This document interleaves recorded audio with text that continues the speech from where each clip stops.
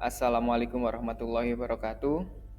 Kali ini saya akan menjelaskan tentang learning journal pada agenda yang kedua pada hari yang ke-10 ini mengenai kasus-kasus yang terjadi di Kementerian PU. Hari ini saya mendapatkan pembelajaran berharga dari beberapa kasus yang menjerat pejabat di lingkungan PUPR. Di antaranya kasus suap proyek jalan sebesar 231 miliar di Sumatera Utara yang melibatkan Kadis PUPR. Kemudian ada kasus ASN Kementerian PUPR di NTT dengan kerugian sebesar 4,1 miliar. Kemudian ada juga kasus shelter tsunami di NTB hingga kasus gratifikasi sebesar 3,6 miliar di Jawa Timur. Semua kasus ini membuka wawasan saya bahwa korupsi masih menjadi persoalan serius yang bukan hanya merusak sistem birokrasi, tetapi juga menghancurkan kepercayaan masyarakat terhadap pemerintah. Pengalaman pembelajaran ini menimbulkan perasaan kecewa dan prihatin. Saya kecewa karena ASN yang seharusnya menjadi teladan justru menyalahgunakan kewenangan demi kepentingan pribadi. Saya juga merasa prihatin karena praktik-praktik tersebut secara langsung merugikan masyarakat. Anggaran yang seharusnya digunakan untuk memperbaiki infrastruktur, meningkatkan kualitas layanan publik, dan menyejahterakan rakyat justru teralihkan demi keuntungan segelintir orang. Dari pengalaman ini, saya berpikir bahwa penting bagi ASN muda seperti saya untuk belajar dari kesalahan para pendahulu agar tidak mengulanginya.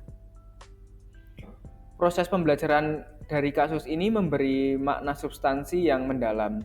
Saya belajar bahwa korupsi bukan hanya pelanggaran hukum, tetapi juga pelanggaran etika, moral, dan nilai dasar ASN. Dalam setiap kasus yang terjadi, tampak jelas bahwa nilai berakhlak ASN itu dilanggar.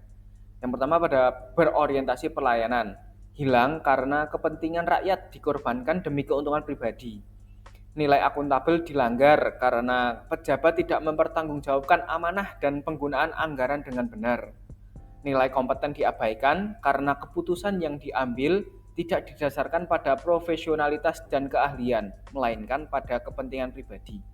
Nilai loyal dihianati karena ASN seharusnya setia kepada bangsa dan negara, bukan setia kepada kelompok atau individu yang memberikan gratifikasi.